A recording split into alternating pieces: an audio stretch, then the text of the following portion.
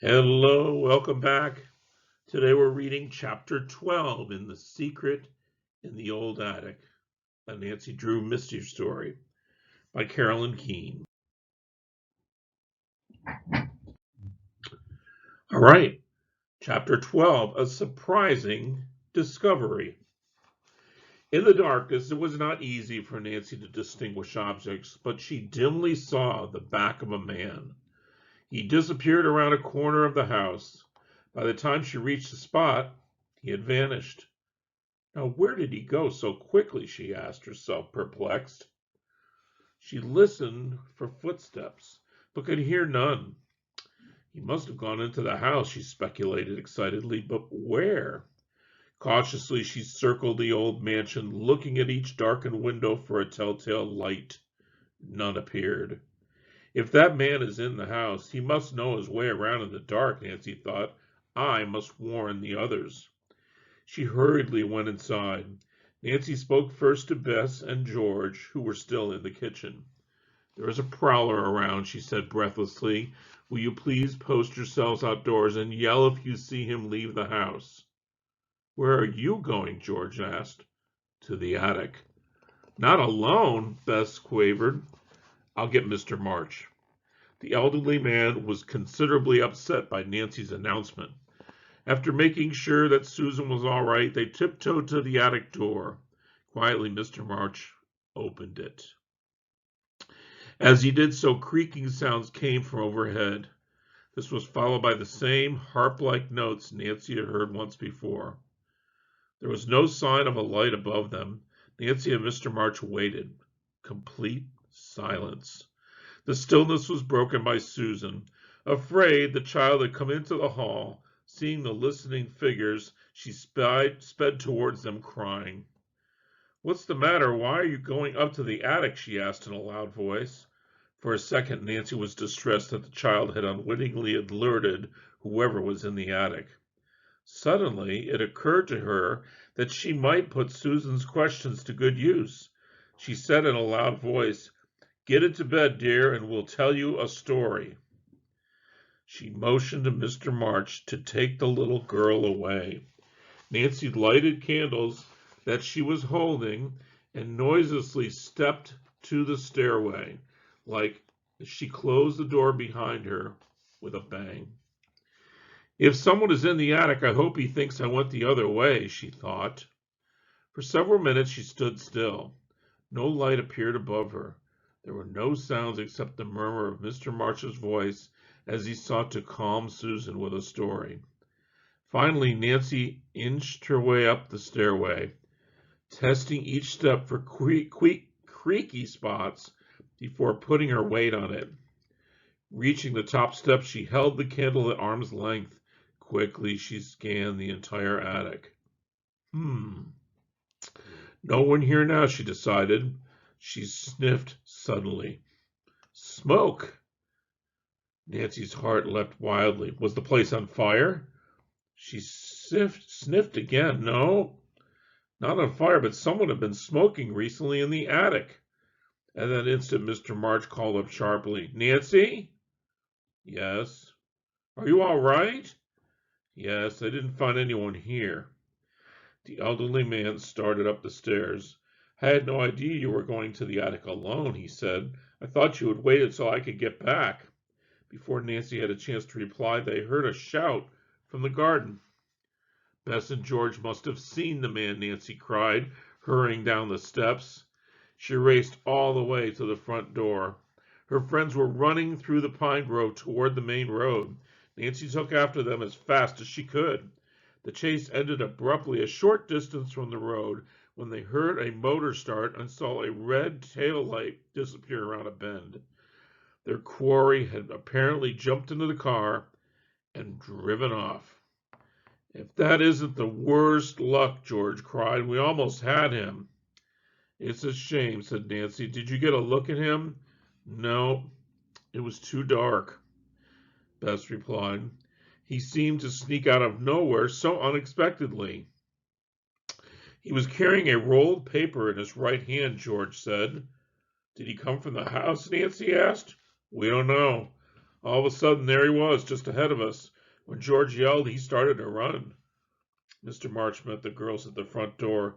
He had wanted to help in the chase, but the excitement had frightened Susan again, and it seemed wiser just to stay with her.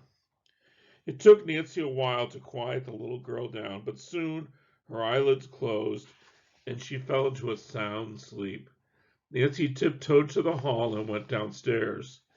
In the living room, Bess had turned on the radio to restore her courage so that she would dare to stay in the spooky old house. Mr. March suddenly jumped up from his chair. "They've done it again," he cried. "Done what?" Before he could reply, the music died away. The announcer's voice was clear and crisp. Nancy fully expected to hear the name Ben Banks. Therefore, she was startled at what she did hear. "You have just listened to a new composition by Harry Hall. This completes the program of the Magic Hour. Listen again tomorrow at the same time." Mr. March angrily snapped off the switch. "I'll do more than listen," he fumed. "Harry Hall, indeed. My son wrote that, every note of it. If I could only scrape together a few dollars, I'd take the case to court." Then, remembering that he had no evidence to support his case, he sat down utterly dejected. Nancy tried to encourage him. "Is there anyone besides your family who heard Phipp play the songs? Anyone who might positively identify him as the composer?" Mr. March shook his head. "There's no one I know of," he admitted. "Mrs. Peabody used to come to the house to hear Phipp play the piano, but she died last year." "Didn't Phipp have any younger friends?" "Oh, plenty of them, but they're scattered to the far corners of the earth. I wouldn't even know where to find them." Nancy tried a different approach. "Are you certain that your son never sold any of his tunes?" "Phipp wouldn't sell his music. He composed it because he loved to. I'm sure he would have told his wife Connie if he had sold any of the songs." Although she did not suggest it to Mr. March, Nancy was afraid another piece of music had been stolen from the attic that very evening. As the three girls were getting ready for bed, Nancy told her friends about smelling smoke on the third floor. Then she asked, "Are you sure you saw a roll of paper in the hand of the man we were chasing?" The girls nodded. "Do you think it was a sheet of music?" Bess asked. "I'm afraid so," Nancy said. "There's no telling how long thieving may have been going on in here. Well, if I can't locate the music, maybe I can find a clue to the thief right in the house." "How?" George asked. "I have an idea. We'll try it out in the morning," said Nancy. Pressed by her friends for an explanation, she revealed her suspicion that there might be a secret entrance to the attic. "You think that's how our thief got out?" Ben asked. "I'm convinced of it. Mr. March and I both hear the floor creak, and we know someone was smoking." As soon as Effie arrived in the morning to take over the housekeeping duties, Nancy and her friends went outdoors to examine the old mansion for signs of a concealed entrance. Hunt around, see if you can find any clapboards on the house that can be moved," Nancy said. "Secret doors alongside real ones, false windows, hidden." "That's enough to start with," George laughed. So the girls separated. They inspected every inch of the foundation and first floor walls. Nancy spent a long time in the old servants' quarters to see if there might be any kind of a concealed opening into the main part of the house. None of the girls found one. "There's only one thing left for us to do," said Nancy. "Hide in the bushes tonight and spy on the intruder." "Well, what are we going to do in the meantime? Get some sleep?" George asked. "I propose we go up to the attic and hunt for a hidden entrance," Nancy said. "We'll have to take a candle. I haven't had a chance to get a new battery for the flashlight." The three friends headed up to the third floor. "I once heard rapping sounds up here," said Nancy. "Maybe there's a secret panel that has to be knocked on in order to make it open." Bess stayed close to Nancy as she began rapping her knuckles against the low walls under the sloping roof.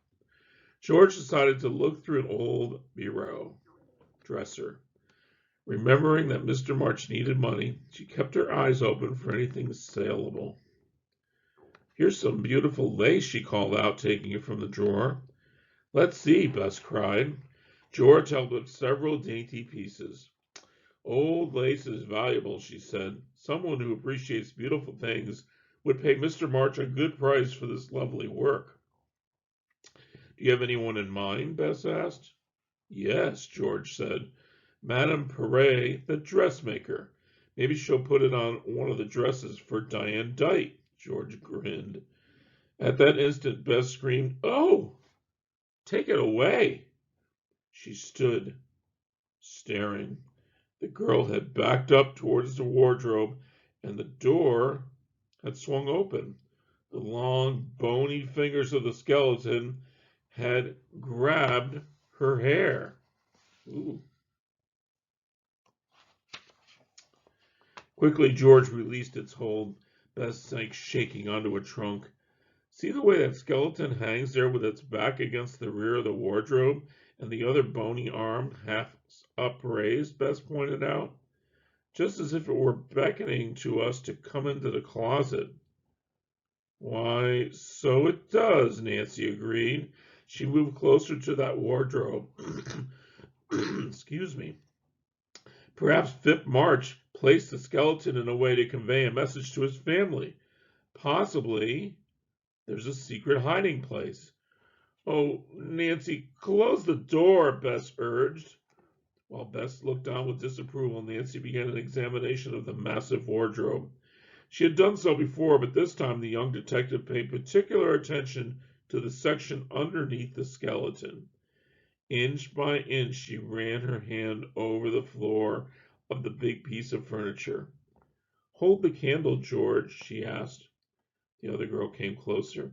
"I can feel something here with my fingers," Nancy said. "It's like a tiny knob. Girls, I think I've found a secret compartment." Again and again she tugged, trying to pull it up. The wood had swollen from dampness, and the lid was stuck. "Let me try my luck," George urged. Before she could test her strength, Effie appeared at the head of the stairs. "Miss Nancy, there's a man downstairs to see you," she announced. "To see me? I didn't think anyone even knew I was here." "Mrs. Gruen sent him over," Effie said, "and he says he can't wait long." "What's his name?" A Mr. Jenner, the publisher of Ben Banks Music." And that is the end of this chapter for today. Join me again. We're nearing the end of the book. Take care.